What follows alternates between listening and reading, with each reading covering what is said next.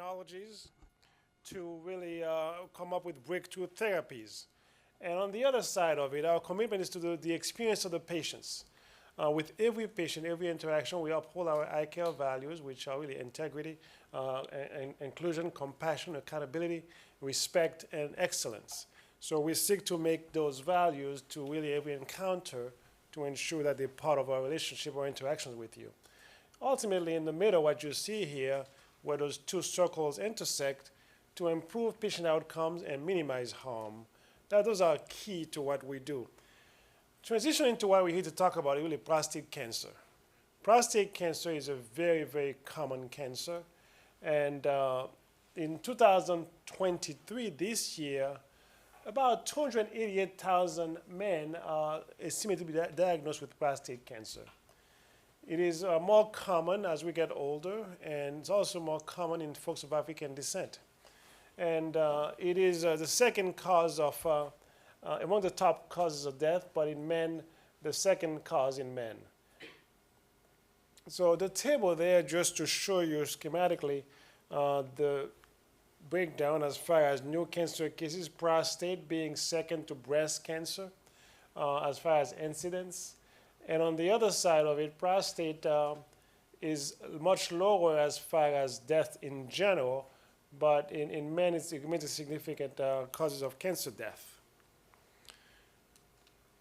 So it is a significant public health problem. So what do? How do we address it? We really want to target the screening, improve the screening methodologies. And improving the treatment is what we've been working on very actively. And of course, enhancing the survivorship by doing those things, making the treatments better. The survivorship is, of course, much improved. You are a survivor once you've been told a cancer diagnosis. And from then on, survivorship is part of it based on which route you choose, what treatment you go for. There are different issues to tackle, which we're going to be talking about tonight. And I'm delighted to be joined by my esteemed colleagues who will be discussing a lot of these issues with you. And of course, lastly, is prevention. Prevention is where we have to go, and that's a lot of research that's being done to tackle prevention. How do we avoid getting all these issues to begin with? Of course, the diagnosis, you go through it, and of course, no man cares to really go through that process with the biopsy and then the treatment. A lot of issues that these patients face. So prevention would be really something for us to make some strides in. And briefly introducing my colleague, Dr. Jonathan Bloom, who's a urologic oncologist, who will be discussing updates on the screening guidelines and some diagnostic steps that advances in these areas. And Dr. Michael Cummings on the far right on the picture there will be here shortly to discuss the treatment options even more. He's a radiation oncologist. And at the end, Dr. Kadembi, who's a medical oncologist next to Dr. Bloom, she will be going over some survivorship concerns and, of course, advanced prostate cancer. She'll discuss those briefly as well. And this should be interactive. We'll take your questions as we go along. And we don't have a lot of presentations. It's almost like half and half. A lot of time set aside for engaging, for having discussions with you. As you took the time to learn more and engage with us. And I want to point out the fact that these three colleagues and myself, we are part of a large team at the Wilmot Cancer Institute, working with urology in parallel. In yellow are the three speakers here this afternoon, but we have a number of team members in radiation oncology. There are several others who are not listed here because we are a very large institution. Some are based in different parts of the area. But the ones we work closely with are those three up there. And of course, medical oncology on the second line, and that's where Dr. Kadembi is a member of that team. And of course, among the urologists, and several of us, some of you may have seen, handle prostate cancer in this practice. I do want to take some time to speak to the fact that when a man is faced with cancer, of any type, anyone who faces cancer, there is a lonely feel that one has. And the realization that you're not alone is important. And folks, you go in the basement, you go in the cave. That's what men tend to do. So there are groups out there who are here for you to provide support, provide the fellowship. I want to take a second to recognize Peg and Mark and Mark for all the work they've done at Zero Prostate Cancer and us too. That's what I'm referring to here on the screen there on the this one over there. That's the organization, and ultimately putting the hands together to support men with prostate cancer in this community. This past weekend, we had a fantastic event over at Camp Good Days. Gary McCauley and Jim McCauley and Gary Murphy's put together a great event at Cayuga Lake, where men and families came together in fellowship to really share what one's going through. The point is, it's a common cancer. And knowing that you're not alone is key in addressing it, in dealing with it, and going through the survivorship steps we talked about. So very, very important. Because when we share information, the treatments, it's really, people get stunned with all of it, and very much need someone or others to talk to. Important to know that there are support systems out there to assist you. So I do want to again introduce my colleagues who have taken the time to be here to share their knowledge with you. And the very first speaker will be Dr. Jonathan Bloom, who is currently assistant professor in our department. He joined us after training at the National Cancer Institute, and he has been a key member of our team. We are delighted to have him here this evening to be part of this activity. As part of Prostate Cancer Awareness Month, that's what this is all about as well. Dr. Bloom. Thank you so much, Dr. Joseph. Thank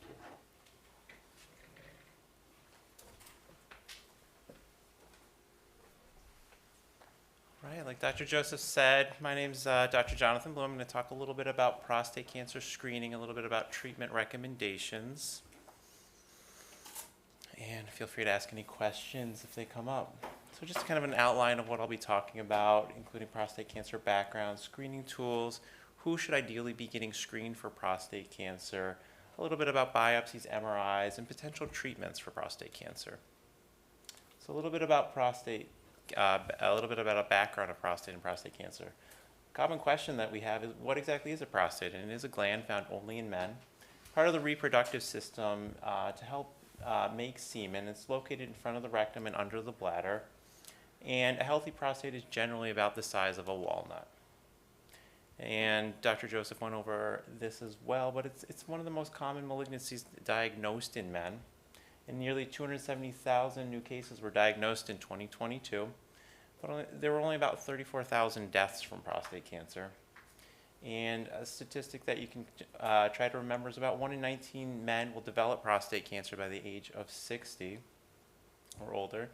And cancer is kind of defined as an abnormal growth of cells within the prostate with the potential to grow and invade normal tissue.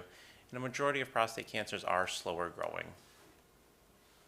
So what are risk factors for prostate cancer?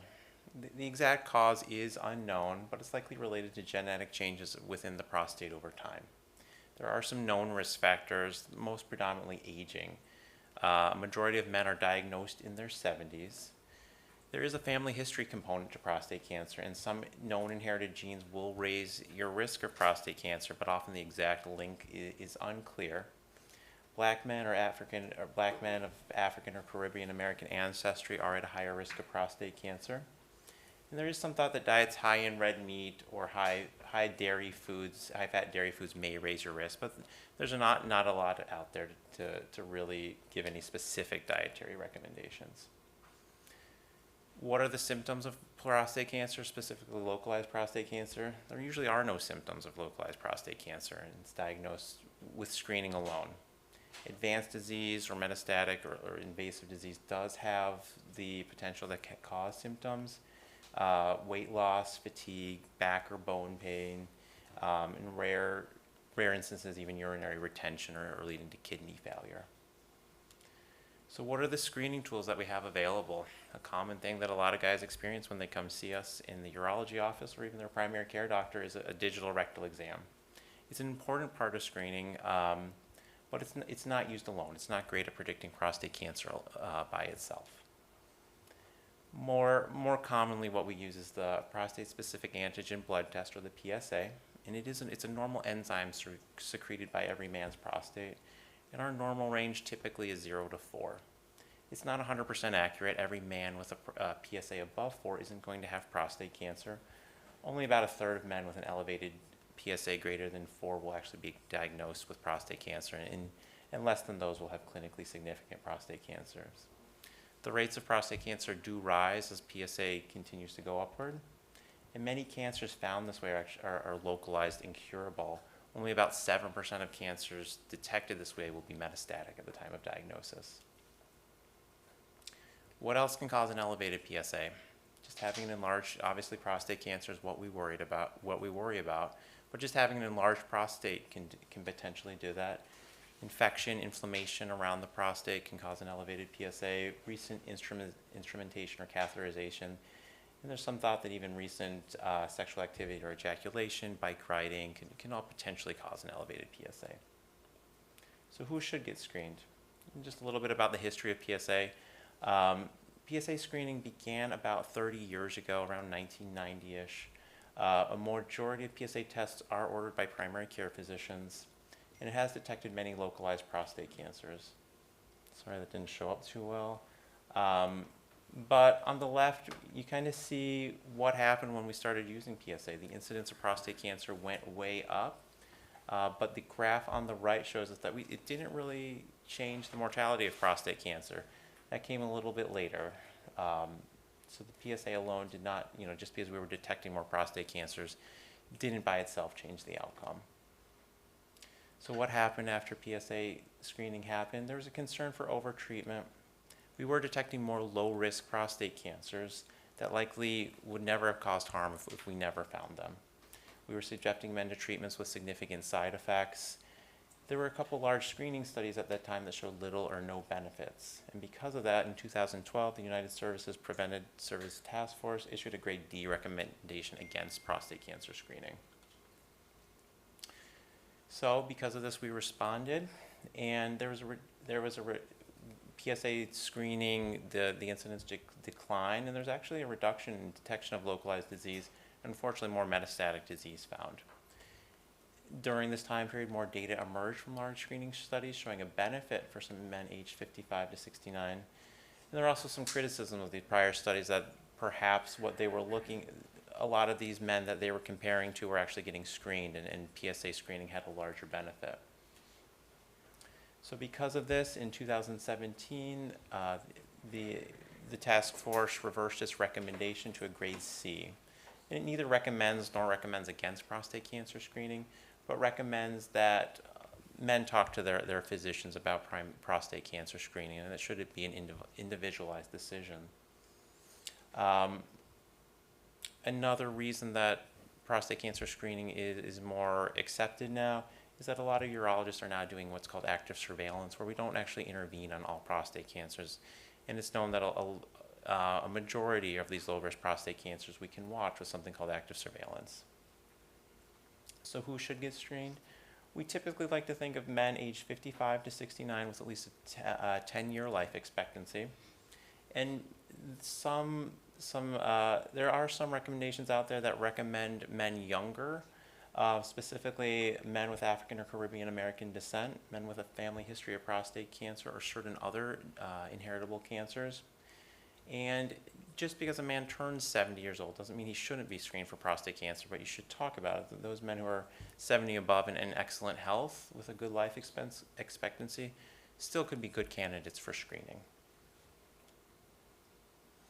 So the decision to undergo PSA screening should be between the patient and the doctor. There's clear risks and benefits to undergoing PSA screening. You do have the potential to discover a localized disease that could be curable. Alternatively, it may lead to an unnecessary prostate biopsy, which has its own risk. It may also lead to overtreatment of prostate cancers. Also, the thought of whether you have cancer or not could lead to unnecessary anxiety and worry in men. So again, we would always recommend talking to your doctor to make that decision whether you continue to undergo prostate cancer screening. So things to talk about: what age are you right now when you're undergoing screening? And you can see kind of the rates of prostate cancers when, from 50 to greater than 75. Kind of taking into your account your background. Black men or Caribbean men have a higher rates of prostate cancer, and a family history, which could have its own risks of your incidence of prostate cancer. Like we talked about before, just because the PSA is elevated doesn't necessarily mean you have prostate cancer, so that's something you have to be comfortable with. There could potentially be a benefit from screening and picking up these cancers, the risk of overdiagnosis, the biopsy risk, and your personal attitudes of PSA screening and prostate cancer.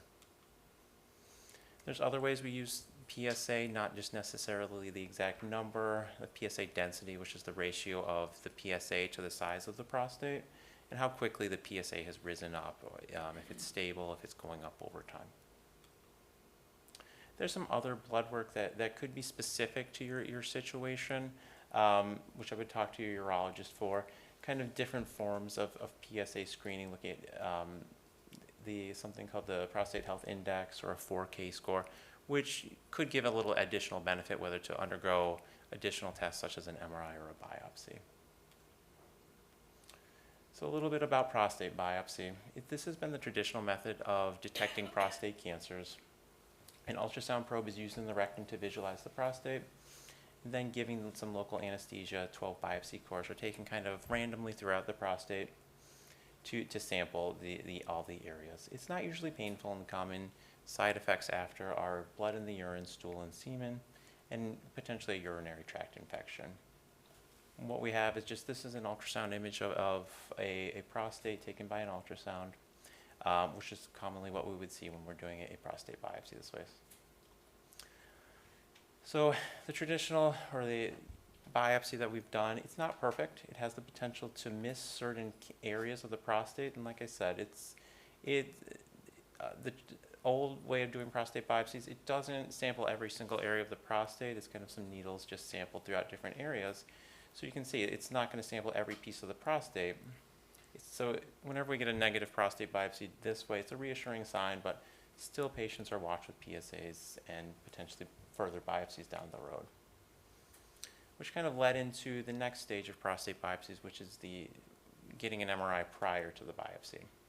So this is a newer technology that is used to identify clinically significant cancers within the prostate, and it also can miss low-grade cancers, which ideally we won't find out about. Having a negative MRI has a great sensitivity for ruling out significant cancers as well.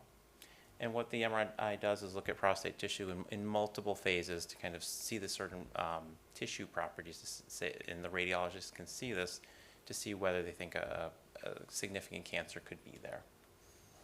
And these are just some pictures of a representative prostate MRI, and you can see that red arrow is identify a lesion just on the different phases, and this is what we would use to target our next biopsy with.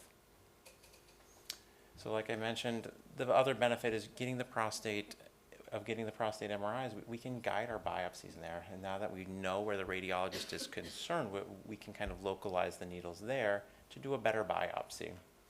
And what we found is that doing biopsies this way with the MRI and then guiding the biopsy, we can find 30% more significant cancers. And this is a kind of representative of what that would look like. This is a cancer shown kind of at the top of the screen with this green outline. And the needle can now kind of hit that area when traditionally with a normal biopsy we may have missed that area. Which kind of leads us to an even newer method of sampling the prostate through the perineum. One of the dangers of performing the prostate biopsy through the rectum was always infection, because we're kind of sampling through the rectal mucosa. So we've tried to move needles out of the rectum and into the perineum. It also has a little bit easier to sample certain areas of the prostate that were hard through the rectum. So this is a kind of a diagram of kind of what we are transitioning to of using a transperineal biopsy where we can access the prostate kind of through the perineum, the area between the rectum and the scrotum. A common question we also get is, should we just biopsy the areas on the MRI or kind of sample throughout? And it's actually, a lot of studies have shown that biopsying both the lesion that the radiologist is seeing and also kind of some random samples around has a better detection rate, and it can lead up to 10% more cancers being diagnosed. There's less benefit of doing this with the most risky lesions on the MRI, and there's a less risk of upgrading at the time if a man does go on to having a radical prostatectomy, a less risk of upgrading or understaging at the time of biopsy. And just to kind of go over, this is the Gleason score, the Gleason grade group. This is the score that we get when we do the biopsies, with the least aggressive being Gleason score 3+3, or Gleason grade group 1, the most aggressive being grade group 5. And this can kind of also drive your treatment decision. Sorry. So there are some other tests that may be specific to your case after a biopsy. They're commercially available. They may help to make some treatment decisions, whether from a radiation oncology standpoint or active surveillance or standpoint. But it's something to talk to your doctor about if it's specific to you. It doesn't always necessarily need to be done. So some things that we commonly do for prostate cancer, active surveillance, very commonly done now. It really is the recommended treatment for the lowest risk disease, or the Gleason 3+3 disease. And even some men with favorable intermediate Gleason 3+4 disease could be good candidates for active surveillance. And this is when we don't forget about the prostate cancer, but we monitor or surveil it with typically a PSA at routine intervals, MRIs, and biopsies. And the reasoning behind this is that Gleason score 3+3 has very little metastatic or no metastatic potential. And prior studies of a national cancer database found that, the rates of positive lymph nodes at the time of prostatectomy of these patients, very small, it's almost 0%. And prostate cancer can take years to progress and not cause any symptoms or harms. Again, I'm sorry this didn't show out, but this is just kind of a chart from one of the biggest active surveillance studies from Canada, just showing that a lot of men did great with active surveillance and continued to do and did not progress. So like I said, typically the active surveillance protocols include PSA every 6 months, and generally repeat MRIs and biopsies every year, depending on how stable your disease is and prior findings. Potentially biopsies could be discontinued in the future. That's kind of a personal decision to have between you and your urologist. And different patient factors, as men get older and other comorbidities exist, it may not make as much sense to continually biopsy. Another common treatment is a robotic prostatectomy, which is typically a 3 to 4 hour procedure requiring an overnight stay in the hospital. Typically there is a catheter inserted to allow healing, and the catheter stays in for 1 to 2 weeks. There are some significant side effects after a prostatectomy that can change your lifestyle. Stress incontinence or incontinence, it does happen after a prostatectomy and will heal over the first year to 2 after the surgery. But there are patients with a significant long-standing incontinence that may need to be addressed, and erectile dysfunction is also another side effect of having a prostate removed.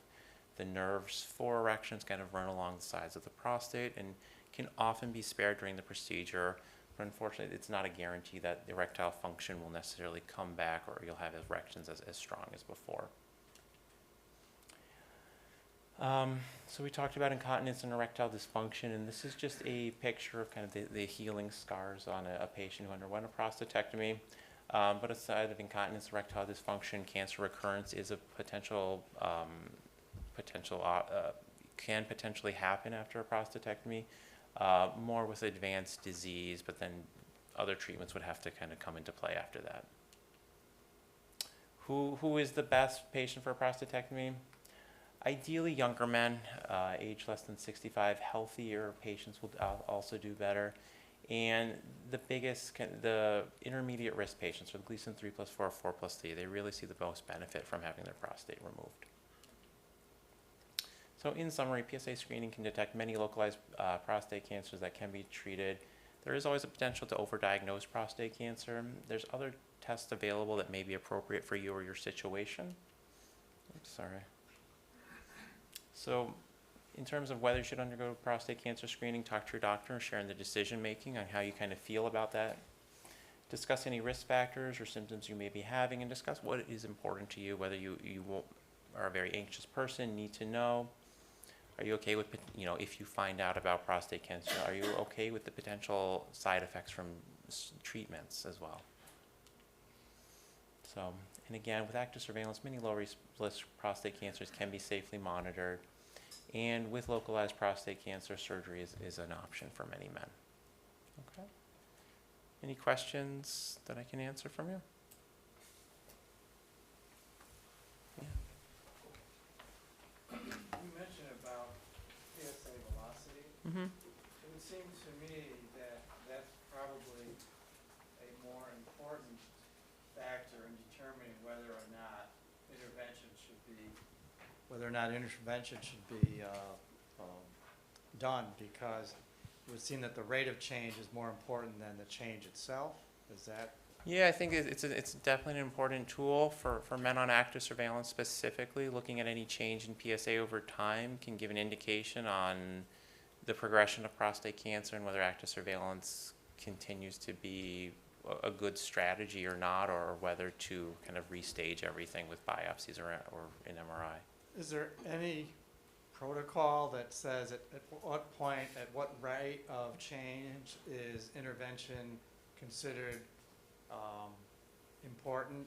For example, if you go from, let's say you're hovering around 3.3, 3.4, and it stays that way for a couple of years, and all of a sudden it goes from 3.4 or 3.5 to, let's say, 4.2. That rate of change, is that significant over that period of time? So I wouldn't recommend intervention just based on the PSA change alone. I think that would be another, with that change in PSA, it would kind of give a clue that we need to look at things again with potentially another biopsy. I'd only make the treatment decision really based on the biopsy data. Well, I guess what I was thinking more or less is if you see that rate of change go up, would then, let's say, an MRI coupled with a biopsy at that point be indicated? It definitely could be. I think we need to look into it, and repeating PSA or MRI and biopsy is a good strategy at that point.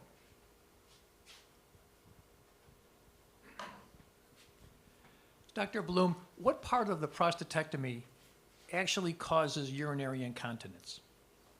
So the prostate is part of the mechanism that keeps men dry. There is also an external sphincter that all men will be kind of relying on after the prostate is removed. And it's left intact during a prostate surgery, but guys will kind of be relying on continence a little bit differently than they previously did. It is possible that just the muscles can be weakened after the surgery, which is part of the reason why some men may not recover their continence fully afterwards. So it's not the actual surgery itself, it's really our external sphincter that's not ready to handle the... I think it's probably a little bit of both, just because the intrinsic mechanisms of the prostate are part of the reasons that guys stay dry, and you've been relying on it your entire life. That will be gone. That will be gone with the surgery. So you're relying on one thing only, and that could be compromised to some degree after the surgery. Okay, thank you. You're welcome. Any other questions? Yep. Dr. Bloom, I have a question. In the yearly repeat of the biopsy, is there any risk to promoting cancer? So the risk of like seeding, that risk is extremely low with prostate cancer, because prostate cancer is kind of on the lower aggressive side. There certainly are some cancers that we would worry about that with, but prostate cancer, it's not a major concern. It has been described in the literature as just an extremely rare event that we don't really worry about. Okay.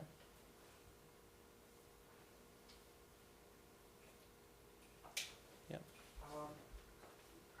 We talk about MRIs as part of the screening tool. And currently the standard is multiparametric MRIs, which measure multiple things. The question that I have is, are all multiparametric MRIs equivalent, or are there ones that measure some things more or better than others? So all multiparametric MRIs are going to give you, there's 3 major phases that the MRIs are going to look at to just, it's going to give the radiologist their kind of clues of, or how suspicious these areas are.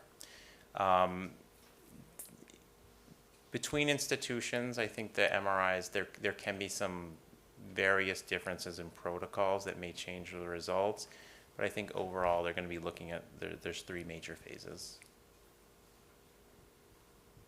Okay, we'll take one question from online. Is there any correlation between BPH and increased risk of prostate cancer?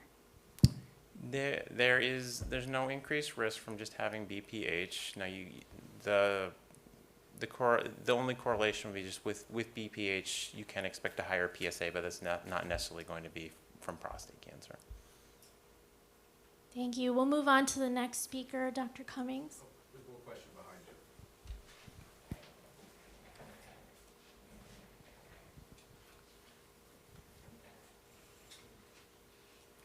So earlier you mentioned about the PSA scores are not always the same. So I've had my prostate removed, but my PSA levels still show slight elevations. I know that you said that sometimes it's not reliable, but why am I being recommended for hormone therapy and others based on only the PSA and not other testing and other screening assessments like you mentioned? So after your prostate has been removed, we'd ideally like your PSA to be undetectable or 0. If the PSA comes back after that, it would be likely a sign that the cancer has recurred, and the rate of change would likely give either a radiation or medical oncologist kind of the clues of when they would need to intervene or talk about next steps.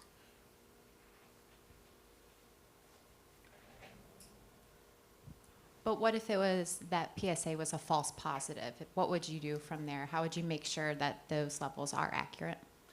Typically, if you've had your prostate removed and your PSA is detectable, it is going to be probably taken at multiple time periods just to guard against false positives, see what the trend is with your PSA at that point.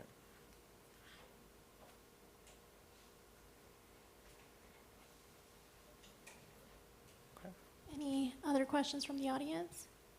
Okay, just want to be conscious of our schedule, so without further ado, we'll invite Dr. Cummings, our radiologic oncologist, to come up. Thanks. Yes, Dr. Cummings, one of our go-to radiation oncology. He's been a fantastic team member. Glad to have him here. Thanks, Sean. I appreciate it. Thank you guys for having me. So I'm Mike. I'm a radiation doctor. I will probably talk about some of the same things that Dr. Bloom talked about, and hopefully the repetition is good and not boring. If I'm boring, you can just boo me off the stage, and we'll just deal with that. It'll be a shorter night. So we're here to talk about prostate cancer treatment. This is the wonderful urology department, medical oncology department, and these 2 folks are my colleague, radiation oncologist, Dr. Byland and Dr. Zhang. So appreciate everybody who I work together with. I have an insignificant research grant and no other funding or no other conflicts of interest. We're going to try and talk about treatment, and I'll skip through some of the other slides I have because Dr. Bloom did a wonderful job talking about biopsy. The one thing that I take away or tell everybody about prostate cancer is not prostate cancer for the next person. Prostate cancer comes in so many different shapes and sizes, person to person, that one person's experience, obviously all our life experiences are individualized, but prostate cancer is very, very different based on the Gleason score in terms of what to expect, in terms of what treatments are. And so I'm more of a dog than a cat person. So I use this analogy, so no offense to any cat people. But very truly, you have some very cute looking dogs over there, not to say anything here is cute, but you also have some dogs over there that you'd rather not mess around with. And that's a very similar analogy to prostate cancer, unfortunately, and I'm sorry for anybody who is facing that. And to expound on what Dr. Bloom said for the Gleason score, that's probably the single biggest piece of information once a diagnosis is made that is important to us, because it tells us what type of dog it is. How aggressive is it looking? And so the Gleason scores come in these different groups, grade 1, 2, 3, 4, and 5. The only take-home point is that higher numbers mean more aggressive-looking cells. And to kind of show you, this is a pathology slide. I don't think there's a pointer. In any event, if you look on the left column, that's a normal prostate, just looking like normal circular cells, looking fairly well behaved.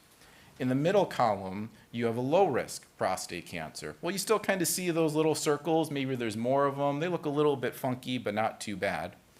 On the right column, you have a Gleason 4 + 5 = 9.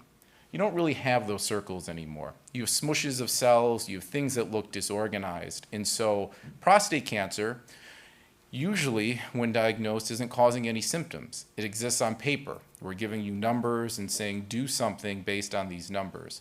But those numbers correspond to things that look very different under the microscope. And everything that we do is really based on what those numbers tell us. So I just want to show a picture to make it more kind of representative than what's on paper. Treatment, then, is very much dependent on what those numbers tell us and what somebody's risk group is. You know, when prostate cancer is diagnosed, there's sometimes that we do scans to make sure things hasn't spread outside the prostate. Even if it has, very good treatment options can be done. I think Dr. Kadambi is going to talk more about that. But for people who have localized prostate cancer, the most important thing is what your risk group is. And the risk group is set up differently internationally. In the United States, these are the risk groups per National Comprehensive Cancer Network guidelines. And it gets pretty complicated, but you pretty much have 3 risk groups: low, intermediate, and high. There's subdivisions, very low versus low, favorable versus unfavorable. But this is very important for determining what type of therapy, if any therapy, is really done. And so it's a little bit complicated, but it really boils down to, if you have a Gleason 6 and your PSA is less than 10, you're low risk. If your Gleason is 7 and your PSA is between 10 and 20, you're intermediate risk. If your PSA is above 20 and your Gleason score is 8 or higher, you're high risk. Of course, a lot of subtlety on an individual basis, but those are the take-home points, and that's how we kind of think about what to do. In this, I don't want you to memorize this slide or anything I say, but this is also from those same guidelines, just looking at treatment options. And there's a few things to point out there. One, for prostate cancer, there's options. We don't tell you what the right answer is, and neither do guidelines, because for given risk groups of prostate cancer, different treatments are equally effective. They just have different styles. So even talking to patients, like you go to your primary care, they say, take this blood pressure. You say, what are my options? They say, take the blood pressure medicine. So you come to see us and you say, well, we could talk about radiation, surgery, surveillance, and that's what guidelines suggest to do. So that's one point. The other point from this slide is that we do try and tailor treatment to people who we think are going to benefit from it. And so national guidelines say we should take into account people's life expectancy.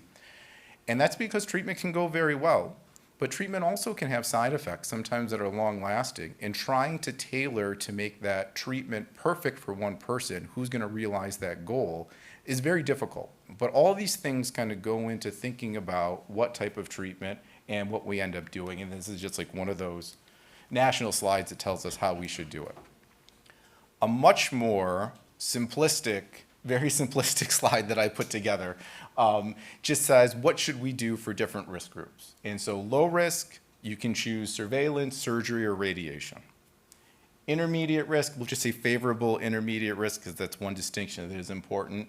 Sometimes you can do surveillance, but you're leaning more towards some amount of active treatment. Unfavorable intermediate risk, you could choose observation. Observation is saying we're not going to do surveillance because we're not going to wait for something to happen. We just don't think treatment's going to help for the moment. But really, you're pushed more to do surgery or radiation. And if you see up there, I have surgery plus or radiation plus plus, and we'll get to what that means. And high risk is pretty much the same. So a lot of going through a diagnosis and the stress of it is then also having the stress of treatment. And our job is to present information to make that easier, but you have the final choice. It's really one of the few times in medicine where that happens. And I don't think that it'll ever change. But I also tell people that there's a choice because the different treatments are effective. It's not because one is better or worse than the other, and having options is stressful, but there's options because things really work. So hopefully that all makes sense. I'm not talking too quick. It's just down to coffee right before coming over, so stop me. So surveillance, I am not going to repeat too much because Dr. Bloom did a wonderful job of. Surveillance really is for people who have low-risk prostate cancer. And we're going to skip to this slide. There are a few trials that have looked at this, and not to reinvent the wheel. This was a large trial done in England that flipped a coin. People either did surveillance, radiation, or surgery. They could choose outside the surveillance versus surgery versus radiation. And on that left panel, at 15 years of follow-up, what it showed is that the chance of survival from prostate cancer, regardless of what you chose up front, was somewhere between 96 and 98%. That gave us very clear evidence that surveillance is safe. Surveillance avoids the side effects of treatment. There's also been people, though, who have been very appropriately psychologically distressed by cancer diagnosis. So it's not saying that you can't get treatment, but what we're saying is that in people who really have Gleason 6 prostate cancer, if the protocol can be followed, then the best evidence we have is that treating you right away won't extend your lifespan. It will have a small benefit in preventing metastatic disease. There are some people who go on surveillance and their cancer will spread during the period that it is being watched.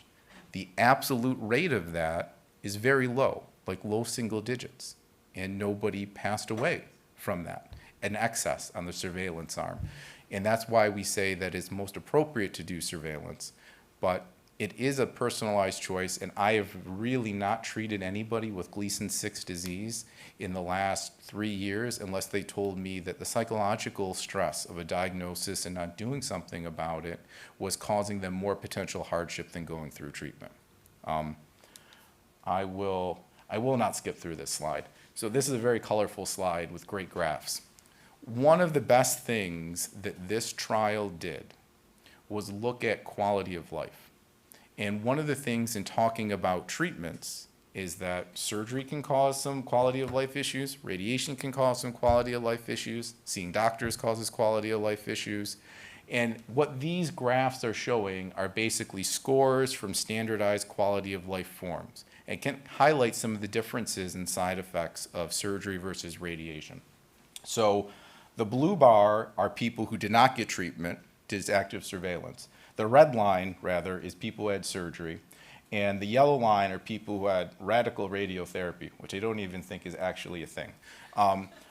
So this panel, the panel on the left shows people's urinary bother. And what you can see is that after either radiation or surgery, the red or yellow lines, scores went down. People had urinary symptoms. Went down a little bit more with surgery compared to radiation.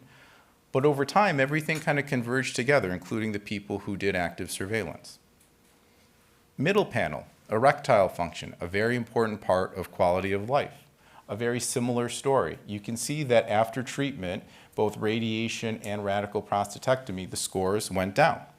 Both of them kind of went up, but both of them remained lower over time. You can also see that in the active monitoring group, people's erectile function declined over time because they were alive longer. And people have erectile dysfunction, unfortunately, just by being alive.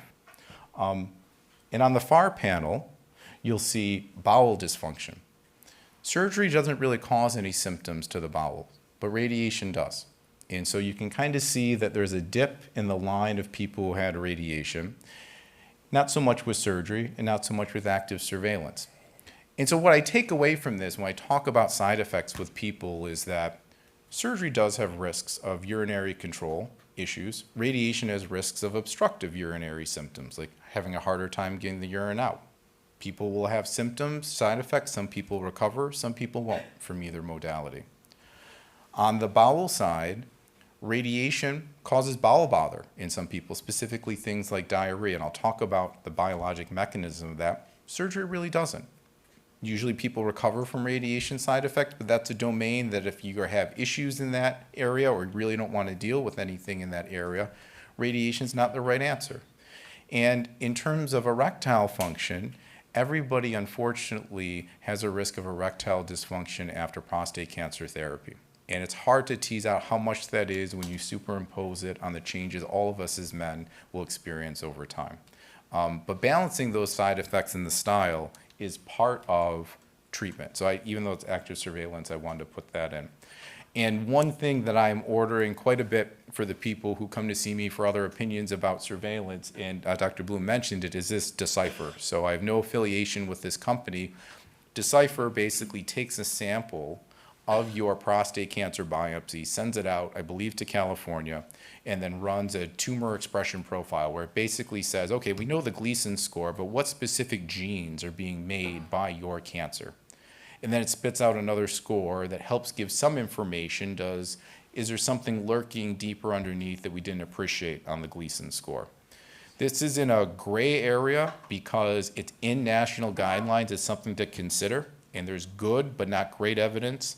But I've been ordering it on people who've been on the fence or have had any issues about, because I think it's getting more and more evidence. And now it's just not individual centers that are endorsing the test. It's all national guidelines. And I bet you this will be standard of care in about 2 to 3 more years once a little bit more comes out. There's other ones. I use Decipher only because a lot of academic centers have used Decipher for their clinical trials. So let's talk about therapy real quick.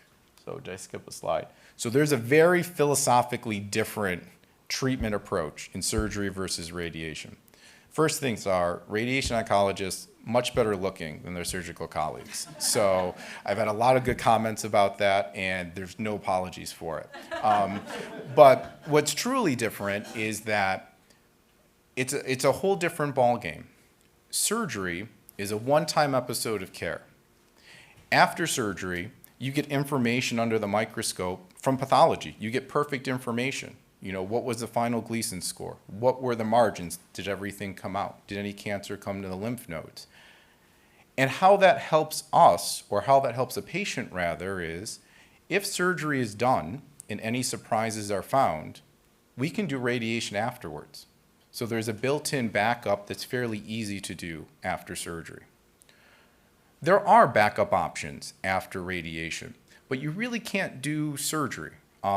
You technically can do it. I'm not a surgeon, but everything after radiation does get scarred together. So doing a surgery after radiation becomes pretty difficult and ends up with some very poor outcomes in terms of urinary control and erectile function.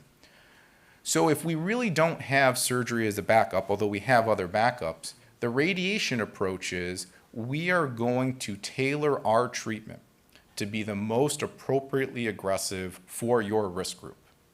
So somebody who has a Gleason 7 prostate cancer, intermediate risk, their radiation therapy is very, very different than somebody who has a Gleason 4 + 5 = 9 prostate cancer.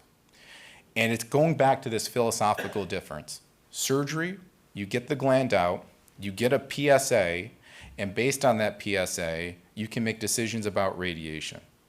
Radiation, you're not getting the gland out. So we're making all our treatment decisions based on the information that's known and what people have come before.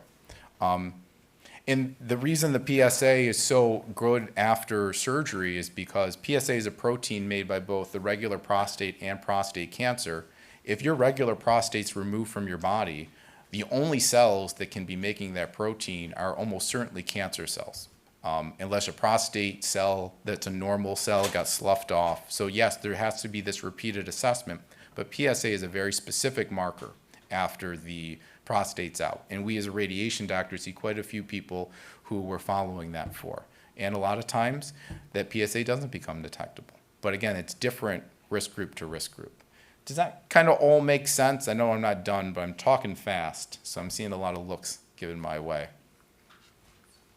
So let's talk very briefly about surgery. So I know Dr. Bloom showed the picture. They have like a much cooler thing than we do. So it's all this robotic surgery where somebody is sitting at the console and directing the surgical machine in the back. And the picture on the right, in the far right corner is Dr. Joseph in the picture from the URMC website operating and doing a Da Vinci assisted prostatectomy. He's giving his nod of approval. So I guess it's a good slide. And This is just a cool picture that shows, to me, a cool picture that shows some of the internal anatomy close by to where they do surgery. But I shouldn't be talking about this in front of surgeons because I'd embarrass myself. The main thing that I want to reiterate is that follow-up after surgery is very specific and very important. If your PSA is 0, that's a very objective, excellent marker that nothing is going on. And people like that. That same thing does not happen after radiation. After radiation, your PSA will go lower, but it won't go to absolute 0. So the objectivity of how we follow up is a little bit different. And the chance of that PSA getting to a very low level or going to 0 is roughly correlate with the Gleason score. You know, the higher the Gleason score, it's not a guarantee, but there's a higher chance that the PSA doesn't go all the way down to 0. So when I said surgery plus for, say, a high-risk prostate cancer, there's a chance that surgery is followed by radiation in some amount of medicine. There's also a chance it's not. And so that's where it's a very philosophically different thing than radiation, where we don't quite have those additional pieces of information. I think I'll move to radiation, which is what I do. There's different types of radiation. Radiation can be directed externally or placed internally. So this is a linear accelerator that we have in our department. This is one of the ones that we actually use. And the machine basically is a very fancy flashlight. But that little rectangle of black in the center of the head of the machine is where X-rays come out, fan out just like a flashlight. And a patient is sitting on the table there, and the machine is spinning around, delivering radiation dose to them. It is usually given as a daily treatment Monday to Friday, and there's different courses of doing it, and I'll show a plan. It's given as a treatment Monday to Friday because we have great technology for directing the radiation. But radiation doesn't care about a good cell versus a bad cell. And back in the 1890s, 1910s, there were farmers over in France who were using radiation sources to sterilize their rams. I don't know how they came up with this. And they would give them one big dose, and unfortunately, their scrotums would just open up. Not a good outcome. So they thought, well, maybe if I give radiation in smaller daily treatments, this won't happen. And it worked. And that's a picture in the bottom right-hand corner from like a classic radiation oncology textbook. I don't know if they really had to put the bonnet on the ram. But it found a principle that even though radiation doesn't discriminate good cells versus bad cells, if you divide up the dose and give the good cells the ability to heal, they will heal. And the tumor cells will be preferentially enriched in damage. So people ask me a lot, why do we do radiation Monday to Friday over, say, 5.5 weeks? That's why, and it's based on radiobiologic principles that were found out over 100 years ago and then obviously honed in and proven. Am I behind on time, Nara? How am I doing? All right. So a radiation plan ends up being something like we see on the left, where you have a prostate that's surrounded by a circle, and that red spot is about 95% of the dose that we want to give. And on the right, if you're on that table, each day you get an image to make sure that you are verified in the right position. That's an overlay of an image we take on the machine versus your reference image. I'm going to skip that. I'm going to say this real quick. There's also internal radiation, which is similar to a super biopsy in reverse, where you basically go through a very similar procedure except under general anesthesia. We put needles into the prostate in real time, and then Dr. Zhang and Dr. Byland really did much more on this than I have in terms of setting up the program. Grateful to them. There's radiation sources that go into the prostate and get taken right back out. And so you have this internal radiation dosing rather than external. And I'm only going to be quick there to say, to finish that thought, I said that, for higher risk prostate cancer, there may be an increasing risk of needing radiation after surgery. For radiation therapy, that radiation therapy plus means that we can combine those different parts of radiation. Or medicine called anti-testosterone therapy that Dr. Kadambi will probably talk about in different ways for different people. So somebody who has a Gleason 3 + 4 = 7 prostate cancer, they might be able to go get 2 doses of internal radiation, 2 procedures, and be done. That's their whole treatment. Somebody who has Gleason 4 + 5 = 9 prostate cancer, that high-risk prostate cancer, might be getting 5 weeks of external beam radiation, a single internal radiation, and 1.5 years of anti-testosterone therapy. That's a standard of care treatment. And so it's long. There's more certainties in what you're facing, but it's a long treatment. And it's hard to kind of talk through that and say, well, what's the better option for the person in front of me? Because there is no better option. But when we talk about radiation and prostate cancer, there's so many different shapes and sizes that it becomes very difficult to relate to someone else. Very different than other cancers where there's not so much variability in treatment options. And that's why when you do talk with a radiation doctor, it's important to know what's the Gleason score, what's the risk group, how much radiation, what combination do I need, and kind of what's expected afterwards from that. I think I'll probably ramp down so I don't step on anybody else's time. And thank you guys for your attention.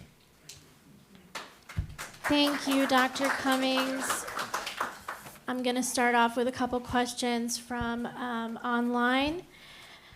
If Gleason 6 is never metastatic, why is any treatment necessary for it, including but not limited to surgery?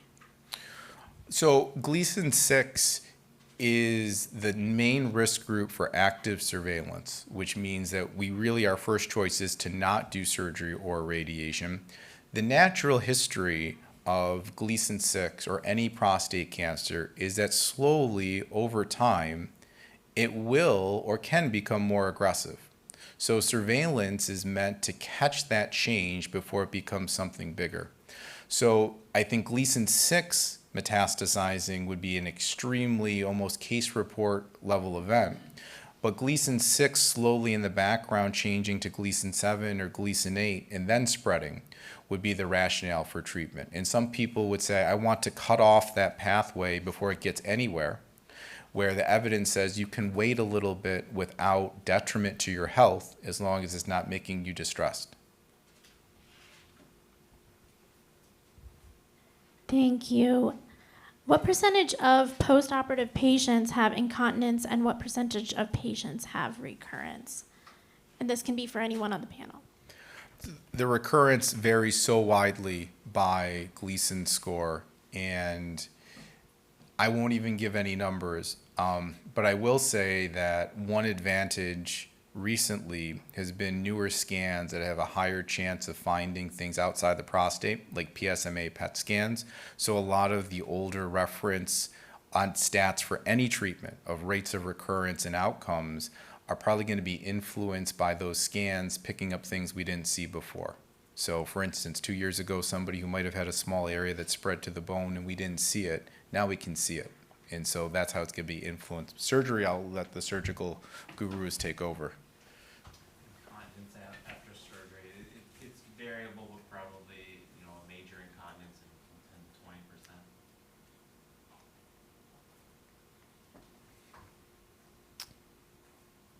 Has your practice heard of CyberKnife? Is that an option? It is. Is it available here at U of R? CyberKnife is not, but CyberKnife is a company, and the technique is something called stereotactic body radiation therapy. So I with some slides at the end, and I made too many slides. Stereotactic body radiation therapy says instead of doing treatment over 5.5 weeks, we're going to do treatment over 5 weeks with really big doses because technology has allowed us to better deliver that dose to the prostate. CyberKnife is a company that makes a machine that's on a robotic arm. We have a machine called the Edge, terrible branding compared to CyberKnife, totally out of it. What our machine does is it has a tracker where we put gold seeds in the prostate, and while you're on the table getting radiation, not only do we take an image beforehand, but that machine tracks you in real time or tracks those gold seeds and shuts off the radiation if you're outside 3 millimeters. So we do SBRT, even though we don't have the CyberKnife machine, and we just have a different machine that does it. All right, any questions here in the audience? We Thank you. have one more question, Dr. Cummings. Is radiation painful?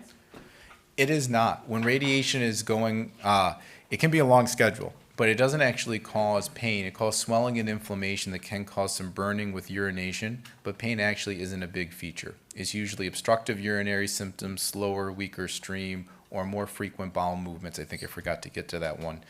Those are the main side effects of radiation. Thank you. Well, Dr. Kedembi sets up, Dr. Sanjuja Kedembi, just want to say a couple of words introducing her. She completed a fellowship in oncology, hematology oncology, and then went on to another fellowship in geriatric medicine. So she's clearly a lot of interest in geriatric oncology, and she's been a fantastic team member for the last 4 or 5 years or so. Very interested in survivorship issues and getting partners involved. We talk about some projects we have to start working on. Yep. We're delighted to have her share her knowledge with us this afternoon. Thank you, Dr. Dr. Kennedy. Sos. All right. Sorry. Have my cheat sheet up And here. just to make a point, this conference here is very much how we care for patients in a multidisciplinary fashion.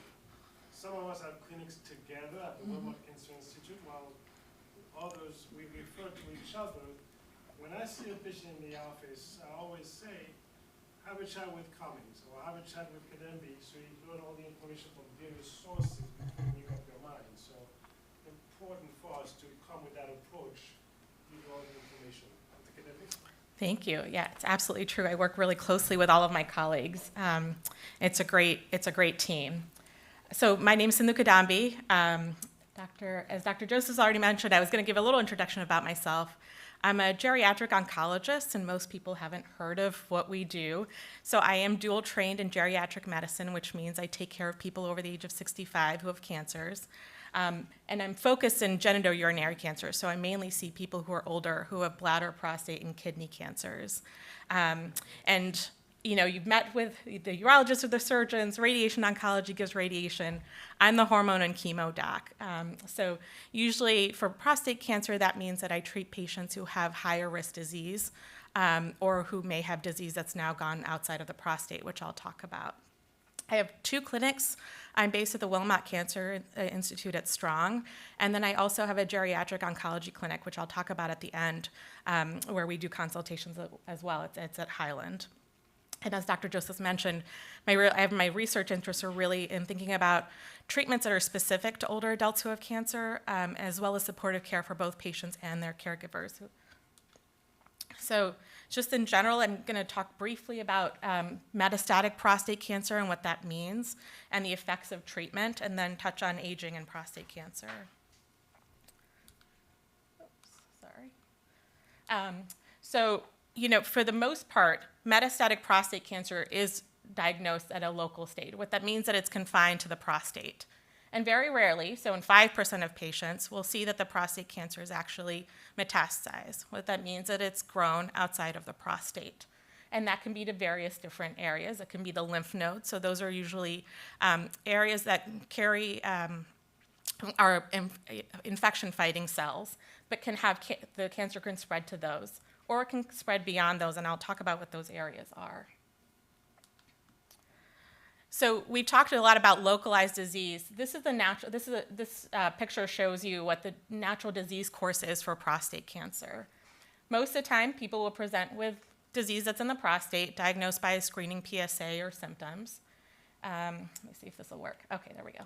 And they'll get this curative intent treatment. So that'll be surgery, having the prostate removed, or they'll have radiation that may or may not be with hormone treatment that I'll talk about. And for the most part, that's highly effective. Most people will be cured. But in about 15 to 30% of men, the disease can come back. And what you'll see after the treatment is that your PSA will start to go up. So what we're seeing on the y-axis is tumor volume, which we determine based on PSA. So the PSA will go up. And we'll do scans and see where the disease has come back. If it's in the prostate, people will get what we call salvage treatment.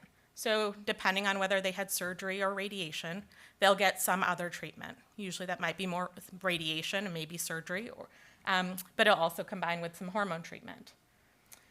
And then that might be enough, and then people will be cured. For some people, unfortunately, they'll develop what we call metastatic disease, where the cancer spreads. The PSA will go up even though they've had curative treatment, salvage treatment. And then we'll again do scans and now see that the cancer spread to other spots. Initially, we call this, and you might hear these terms, hormone sensitive and castration resistant. And I'll talk about what that means, but it means that initially most of these patients haven't seen hormone treatment before. That's called androgen deprivation. We know that the prostate cancer cells grow because of testosterone. So one way that we treat metastatic disease, the primary way, is to get rid of the testosterone in your body. And initially, those cancer cells are responsive to that. Most of them will be. But after 2 or 3 years, some men will find that their prostate cancer no longer responds to that hormone treatment. And they'll become treatment resistant or castration resistant, and their cancer will continue to grow. And now we're fortunate in prostate cancer that we have a lot of different treatments that are available. So when we talk about metastatic disease, the primary area where we see cancer that's gone from the prostate is the bone. So people will present with bone disease. Usually not a lot of symptoms that go with it, but they'll notice some ache or a pain in a specific spot. And if they have a prostate cancer, that's really a cue for us to image wherever they're having pain. But the bone is where we most of the time see. So that's what this graph is showing, is all the areas that it can happen. The other place, it can be the lymph nodes that I talk about. And infrequently, some of the other organs, like the liver, lungs.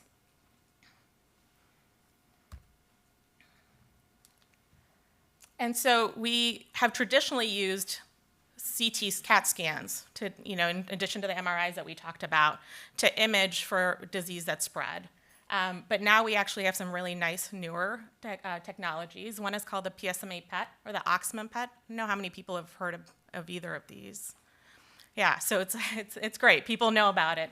So the Oxman PET scan was initially was developed. It uses an amino acid, and it's proved in patients who have elevated PSA after prior treatment, and can highlight where specifically where prostate cancer is, because the cells pick up the amino acid because they're dividing quickly, and so can highlight those areas of cancer.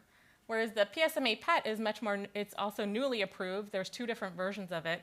It uses a radioactive isotope tagged to a protein that's on the prostate cancer cells. So it's supposed to be specific and highly sensitive to prostate cancer. It can show it in the prostate, but also in other spots. It's been shown to be more accurate than those standard imaging tests of CT scans and bone scans. And it's really, we've now used it in a couple different settings. One is for people who are being considered for those curative options of surgery or radiation. We want to be absolutely sure that they don't have disease elsewhere. And if someone has high-risk disease, it's something that we want to know for sure before starting treatment. And then for anyone whose PSA starts to rise after treatment, then we want to get this imaging to see where the disease has come back.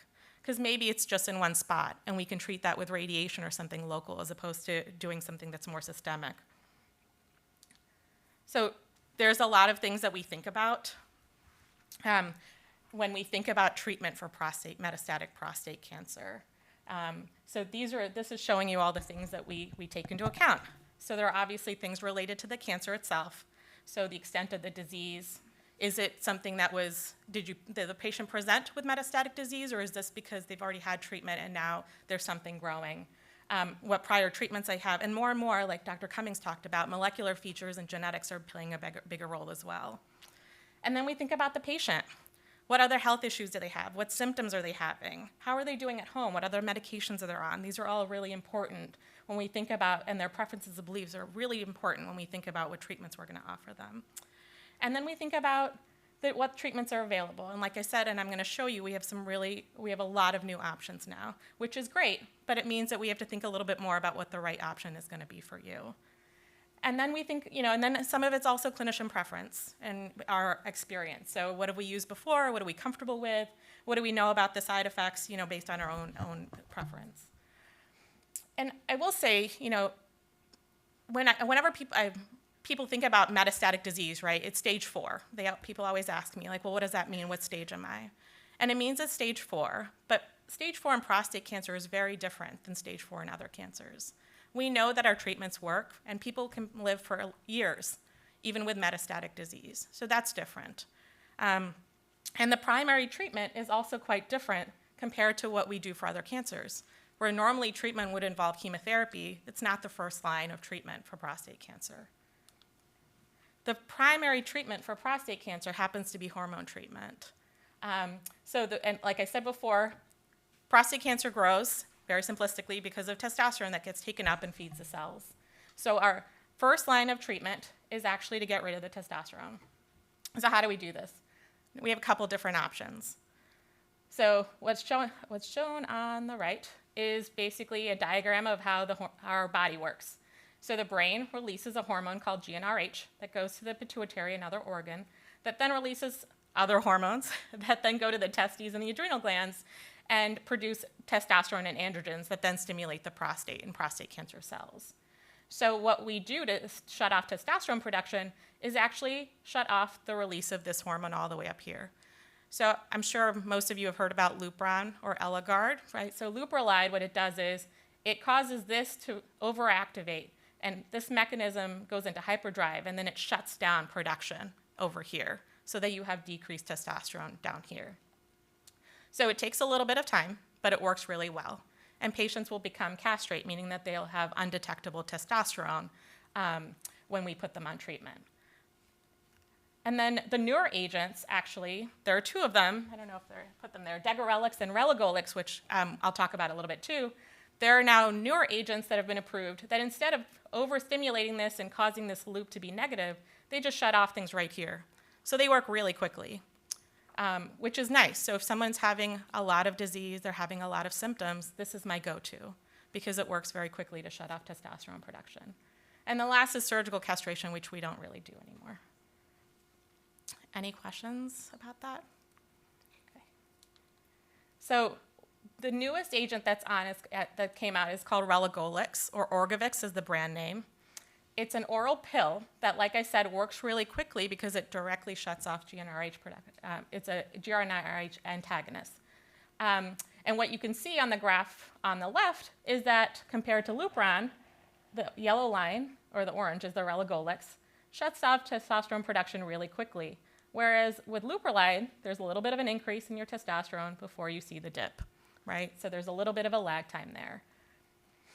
And then the nice thing about Relugolix in certain situations, for example, if we're going to use this in conjunction with radiation for 18 to 36 months, or even for times when we use it only for 6 months, Relugolix has a much better testosterone recovery because now you're done with treatment.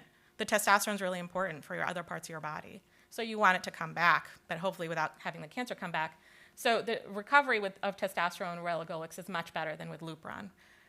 The other thing is that so we'll talk a little bit about the risk benefits of both and when I use it. So Relugolix, there was a statistically significant, although a very small, a couple percentage points, benefits in terms of cardiovascular risks. So I think about it in patients who have other health issues, who may have some heart disease or have had heart issues. Every little bit counts, so it's kind of preferred in that way. People who don't want to have an injection, it's nice for. And that quick recovery of testosterone is also really nice for people who are concerned about side effects. So for those people who are like, I really don't know how I'm going to react to this, if they have side effects, if it causes other health issues, Relugolix is nice because you can just stop taking it. But there's a couple issues with it. One, it means you have to take another pill every day, which can be hard for people, right? And they tell me, well, I have a whole 10, 15 medications. A lot of my patients have up to 15 medications, and this is one more to add to the list. And then you also have to make sure to take it. It's only going to work if you're taking it. So compliance can also be something of concern. It's also really expensive. It's gotten much better. When it was initially approved, some of my patients were telling me there was $400-600 a month for the pill. Insurance has been better about covering it. The U of R has now a voucher system so that it's much better covered. It's not as expensive.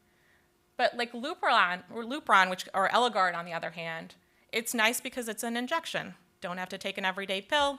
You can get a 3-month, 6-month injection and then forget about it.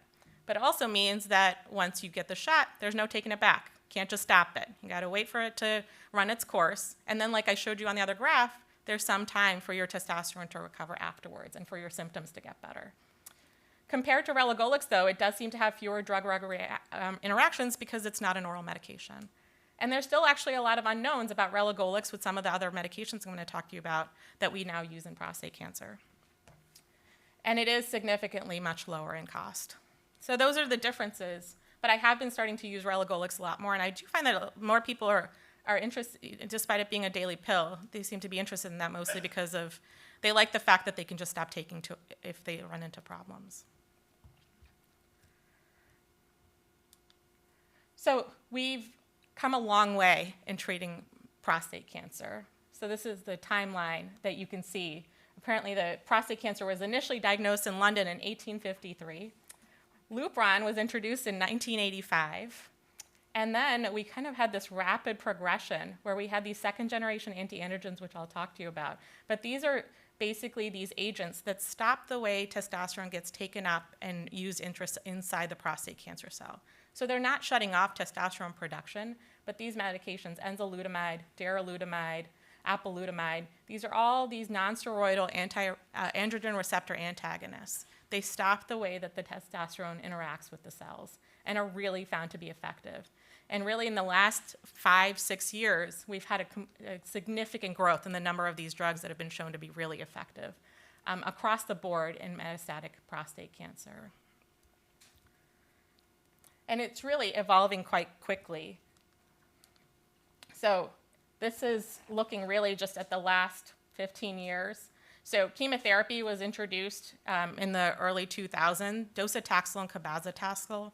And as I said before, chemotherapy really is now our last line of resort for metastatic prostate cancer. It's really for those people who've had the Lupron, who've had one of those second-generation anti-androgens I talked about, and then their disease is still growing. That's when we really think about chemotherapy. Or we think about it in a setting when somebody presents and they have a lot of disease and they're really sick from it, and we want to do something quickly, then we think about chemotherapy. But if you look here in the last 4 years, we've had a significant number of new drugs on the market. And like I said, they work really well. So I've talked to you about some of these which affect how the testosterone is processed. I'm going to tell you a little bit about lutetium, which is based on that PSMA PET scan. It's a new drug on the market. And then these olaparib and niraparib are actually, and talazoparib are all new agents that are based on patients having a BRCA mutation, which you may have heard about in breast cancer, but it's also a genetic mutation we can see in prostate cancer. And these agents are now approved for those people who have those genetic abnormalities. And so as a result, we are now screening people who present with metastatic prostate cancer much earlier to see if they have any of these mutations so that we can use these treatments. So now, if you've had hormone treatment, you've had the added secondary anti-androgens, and then we've tried chemotherapy. It used to be that was it. We kind of ran out of options. And then lutetium came out very recently that really changed quite a lot of things for us. It's been a game changer. So I showed you what the PSMA PET scan is. This is a radioactively labeled drug. So it binds to that same PSMA protein on the prostate cancer cells. And then it emits a particle that then leads to DNA damage, specifically inside those cancer cells. Dr. Cummings can probably talk a little bit more about this than I can, but that's a general overview, and I like this picture also. But basically, what you see is that this is what a PSMA PET may look like, and it shows you all of these areas of disease. And the hope is that because it's expressing this membrane protein, that this drug, this radioactive drug can be targeted just to those spots. So it's not like giving radiation to the whole body, it's really to those very specific cancer cells. And the studies show that it's been really quite effective. And so this was a recent randomized controlled trial where they looked at standard of care, which is like what we've always done, versus giving lutetium. And standard of care in this setting really was quite limited. But what you can see is that these people lived longer than people who were given standard therapy alone. So it's approved now, and it's really, for those people who have responses, they have really great responses. And again, Dr. Cummings can talk more about this, but people always ask me this question. So they're like, well, I went and I heard about it, and it says I'm going to be radioactive. So what it is actually they give you the infusion of Pluvicto, which is one of the types of drugs. All right, you get it every 6 weeks, and I think it's 6 treatments. And apparently is this accurate, Dr. Cummings? Is this what patients get? Yeah, that's pretty accurate. Yeah, so staying away. So there is. So even though it seems like it's not chemotherapy, it's not. There's some, adverse effects from it.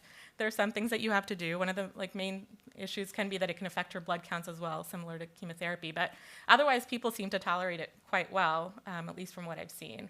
So this is the newest drug on the market. So that's a pretty quick overview of what the landscape looks like. Any questions so far? Anything I can clarify? We have a question from online. Are the side effects of Leoprolide cumulative over time, or are the side effects constant from month to month? Yeah, so these are all the side effects that Lupron can cause. Studies have shown that Lupron, getting rid of your testosterone, can have significant side effects. What I tell my patients is, for the most part, you'll feel a little less peppy. That's what most people report. They're like, I just don't have the energy and motivation I used to have. But that's not, and some of those side effects can start as early as 3 months after you start the Lupron. And there are cumulative effects of not having testosterone long term. Because testosterone is important for energy levels. It's important for metabolism. It can affect your other health issues like diabetes, cardiovascular disease. And it affects muscle and bone strength over time. And there are studies that also show that it may increase your risk of cognitive impairment or dementia. Now, those studies, most of the time, people had some underlying memory changes to begin with, but they worsened while they were on treatment. Because you can imagine not having testosterone, feeling tired, right, going through a cancer diagnosis, all those stressors, and it can make your memory and your thinking worse. And so I worry about these things in my patients. So in addition, and some of the other things can be the other common things are hot flashes, sexual dysfunction. It can make you irritable. I joke that this is like menopause, so it's like going through menopause, but for men. And these things can put you at risk. So having bone thinning means that you can develop osteoporosis. And then if you fall, that you're at increased risk for fractures. It can make you gain weight, even though you're losing muscle mass, you're gaining fat, which may make you weaker also. So these are all significant issues that I worry about. And so that actually brings into my role that as a geriatric oncologist, because we know that prostate cancer is a disease of older adults. Most people, a majority, are diagnosed after the age of 65. And that incidence, as we age and we live longer, that incidence is expected to increase. And we know that not everyone over the age of 65 is the same, right? So that there's really a spectrum of people who are older. Although we have a tendency to think about age alone, and we kind of cluster everyone into a homogeneous group, based on their age, but it's really not that simple. And that's what these pictures are showing you. So somebody who might have a lot of health issues may not be as functionally fit. We can consider as frail. And this is actually Fauja Singh, who we think of as fit. He just actually in August, at the age of 109, ran the Mumbai Marathon. He started running at the age of 89, and he's still running 20 years later. So that's amazing, right? But most of our patients, most of people are going to fall somewhere in between this, right? And so the challenge in treating people with prostate cancer in general, but specifically in older adults, is that there's a balance between treating the disease and the aggressive nature of it, and the context of life expectancy, there are other health issues, and then thinking about, not under-treating the person who's fit and over-treating the person who might be frail. So this is really where geriatric oncology comes in. So how are we different than medical oncology? Really, our approach is holistic. So we consider the whole person, and we take a multidisciplinary approach.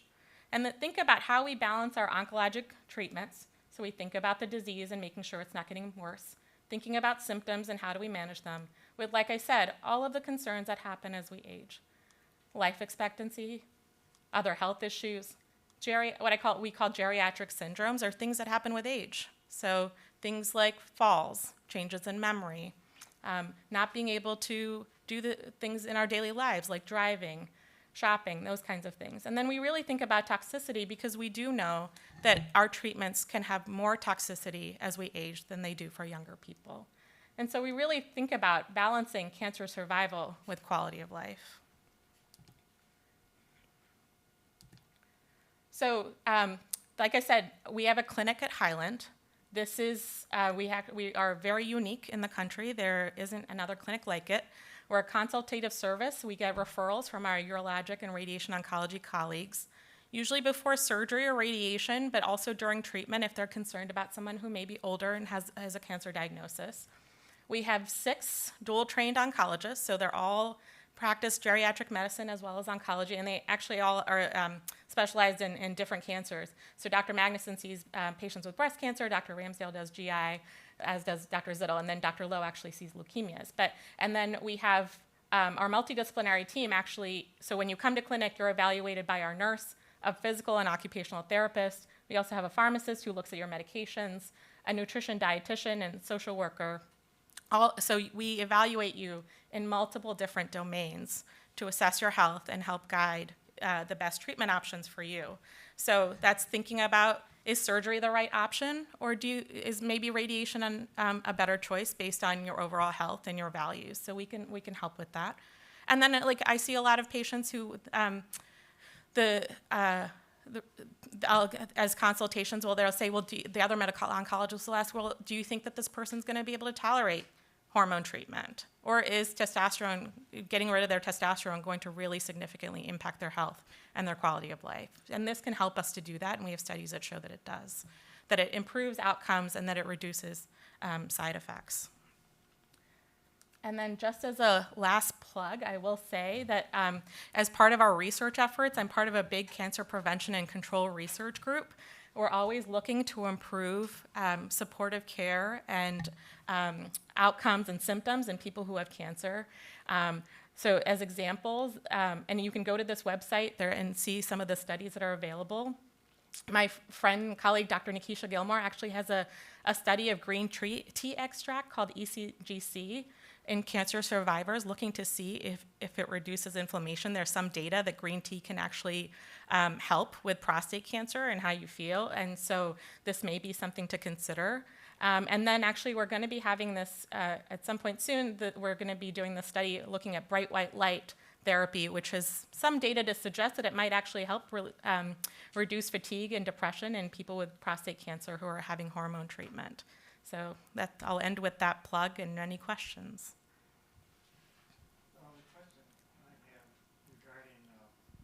regarding the 2 different androgen deprivation drugs, you mentioned, what was it, relugolix? Yeah. Versus Oop, Lupron. sorry, I'm doing the wrong. If you started with Lupron, and then sometime during the course of that therapy, your symptoms were becoming more or less less tolerable, could you switch it to go to the other? Yeah, so there's no difference in side effects between these two, because they both do the same thing of reducing testosterone. So you can, if you get tired of the pills, go to the injection, right? And at that point, there won't be a delay. There's no harm in doing that. You're not going to, your testosterone will already be low. Yeah. So there's no difference in treatment, but the side effects are the same, unfortunately. Okay. Mm-hmm.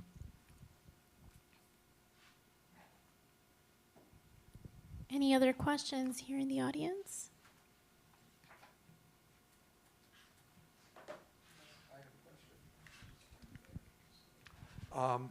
Androgen deprivation seems to be the sort of the go-to treatment once there's been some metastasis. Mm-hmm. And it has, as you said, many negative side effects.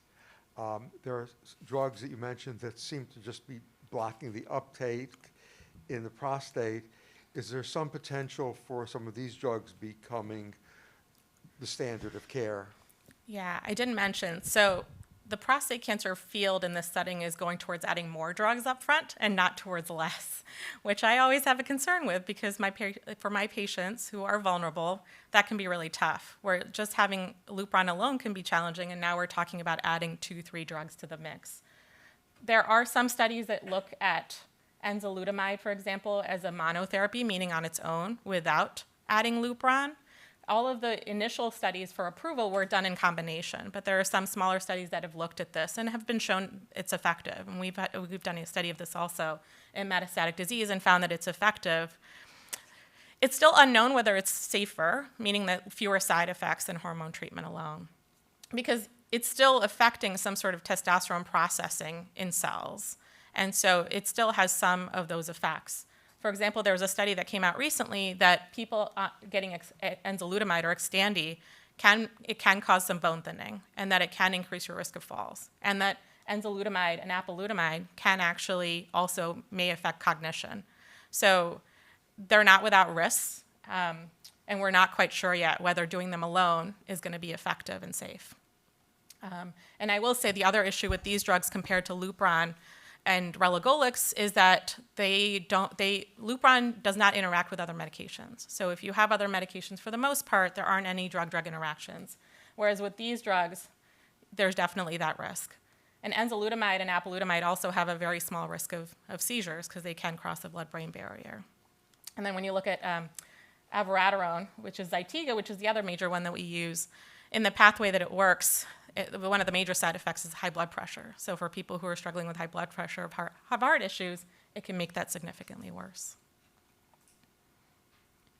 If someone had aggressive prostate cancer in their low 50s, when should their sons be checked? Any special tests? Yeah, so for anyone who is young and has a diagnosis of prostate cancer, we recommend a referral to our genetic counseling clinic. They'll go through all of the risk factors and suggest appropriate screening and genetic testing. Usually what happens is that the person diagnosed with cancer will get the genetic screening, and based on whether they see any familial genes that may cause cancer, like BRCA or something like that, then they'll recommend screening and other testing for their family members. Has there been any current movement of ultrasound therapy in the U.S., and has it shown success? Dr. Cummings or Dr. Bloom? If you're talking about HIFU therapy, it is used in the U.S., and we do it here at the University of Rochester. It does show success. It definitely is for appropriate selected patients. It's not the right answer for everybody. Thank you, Dr. Bloom. If PSA rises as a recurrence after surgery and radiation spread does not show up in PSMA, what other scan options are available? Yeah, so we do struggle with this. So there's times when we have biochemical recurrence where we see the PSA go up and we don't see anything on scans, including PSMA PET scans. You know, one of the things is that those cells have to express that protein PSMA. So it doesn't necessarily mean that they're not cells. It may be that they don't have the protein, or that there might not be enough of them in a clump to be picked up on a scan. And then it becomes an individualized treatment decision. So we've talked a lot about what the PSA, the number itself isn't what we make our decisions on. A lot of times it's the trajectory. What's the PSA? How quickly is it going up? And then how often, so we can make the decision to watch it some more and then get another scan and see if something shows up. Or we can think if it seems, I've had patients who've had PSAs just rise and nothing's come up on the scans. And unfortunately, outside of a PSMA PET or a CT scans, there isn't anything new that I know of that can detect that. So I've had to treat patients, you know, as if they're resistant to treatment, and given up to chemotherapy, just to, you know, I hate treating just a number, but I've had to do it because their PSA is going up and I can't seem to find anything on a scan. Any questions in the audience or comments?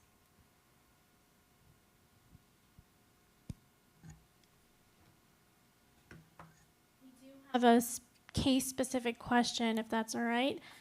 My PSA started rising. I had a PET scan recently, which showed high-grade PSMA amid right Inguinal? inguinal lymph node measuring 16 times 9 millimeters.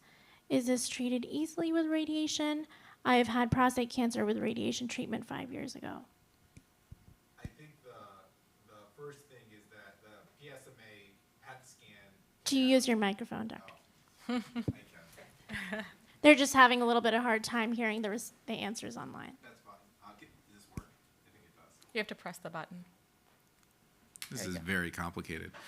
So the answer is it could be, but one of the false positive spots on PSMA or Axelman scans is the inguinal region. So it sounds like from the question that would be highly suspicious, but I would biopsy, because not giving any false hope, but the inguinal nodes are the most common site of false positives on any of the advanced PET scans.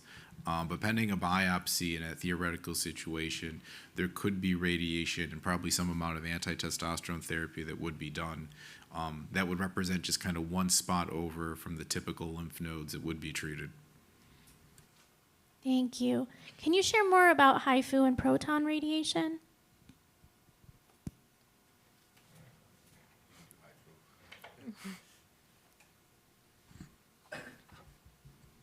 Sorry, what HIFU is high intensity focused ultrasound waves. It is a procedure done in the operating room. It works best with localized prostate cancer. And ideally, the prostate cancer would probably be intermediate, maybe high-risk prostate cancer. That was just in one specific area of the prostate and not kind of in multiple areas. The goal of HIFU would be to treat with the ultrasound waves just that portion of the prostate to spare as much normal prostate and surrounding tissue to minimize the side effects or the morbidity of the surgery. A lot goes into whether you're a good HIFU candidate, the size of your prostate, how much cancer is present, the Gleason score. And after HIFU, patients are often washed similar to active surveillance with PSA blood tests at certain intervals, MRIs, and potentially biopsies if there's a concern of recurrence.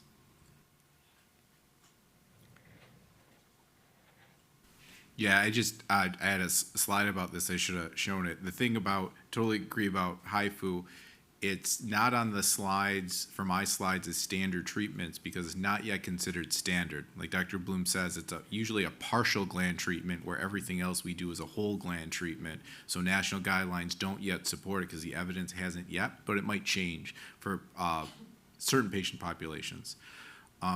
Protons are another way of delivering radiation. So in specifically external beam radiation. So the machines that we have are linear accelerators that make photons that travel just like beams of light, basically a flashlight. Protons are a particle that can be made by a different type of accelerator. They don't travel like beams of light. They kind of travel more in a straight line, and they stop over a very short distance. And so you can kind of think theoretically it's almost like a laser pointer that could be shined more specifically and help treat cancer. So there's a lot of potential promise for using protons as a different particle of external beam radiation. So far, it really hasn't worked out, unfortunately, because when you have such a very small area that's getting a very high dose, we're talking a few millimeters, then you need to have absolute precision to make sure that that point doesn't move in space. And so we don't have it at Rochester, and I'm not saying this out of any jealousy, but the proton trials for prostate cancer have not yet shown any increase in cancer control or any decrease in side effects. Because even though theoretically you can shoot that particle more precisely, you have to almost have absolute precision. Otherwise, you're hitting something right next door. And so the rectum is right next door to the prostate. And so some early proton trials had pretty bad rectal toxicity with a lot of bowel symptoms. This could all change as proton machines and technology gets better. Any final questions?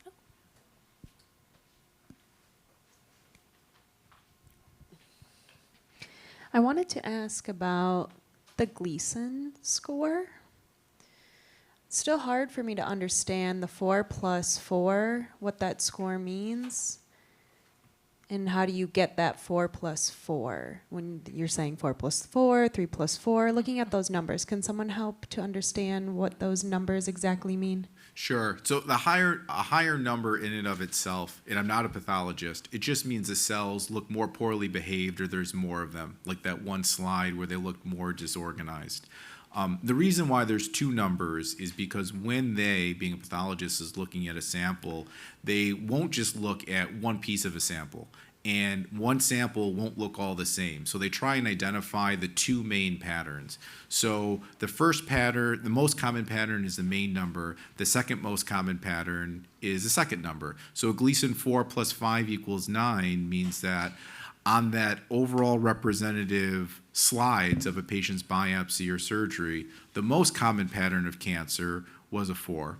The second most common pattern of cancer was a 5.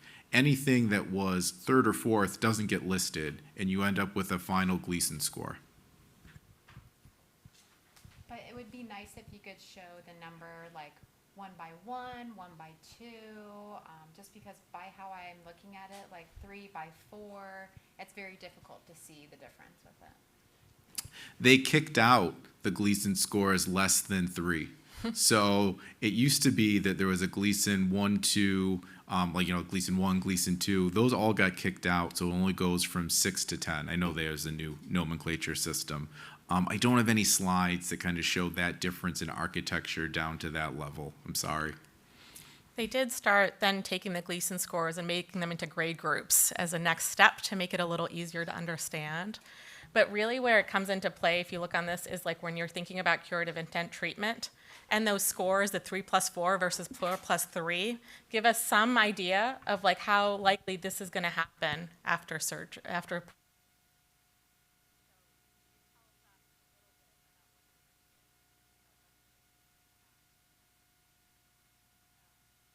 About the self-accident. I will say once you have metastatic disease, it becomes a little less important. So we don't necessarily worry about Gleason scores anymore after that. If somebody's had primary disease and they've had treatment, and then it's been a long while, and then they suddenly develop a new spot that looks like it might be prostate cancer and their PSA's gone up, we will, though, recommend a repeat biopsy because sometimes a disease can change. So we will do another biopsy to check.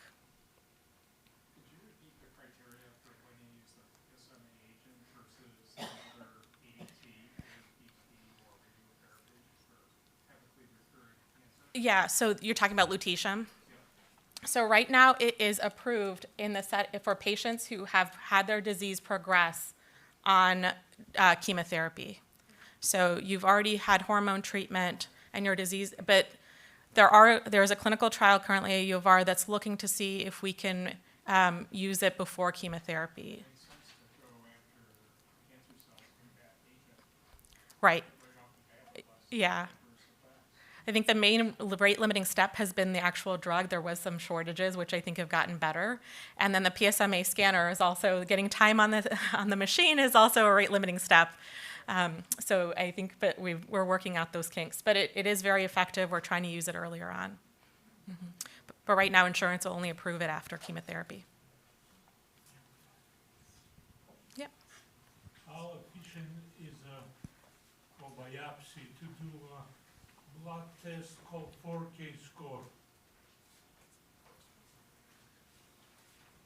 Could you repeat the question? I think the question was about a 4K score. It's another blood test potentially used in screening for prostate cancer. It looks at different forms of the enzyme within your blood and comes up with this 4K score, which is the company's commercialized score. And it could give you more information about whether to pursue, if your PSA is maybe questionable, borderline elevated, to pursue more tests such as an MRI, potentially biopsy. So it's just a different screening tool that may push you in one direction or the other if you're on the fence about something.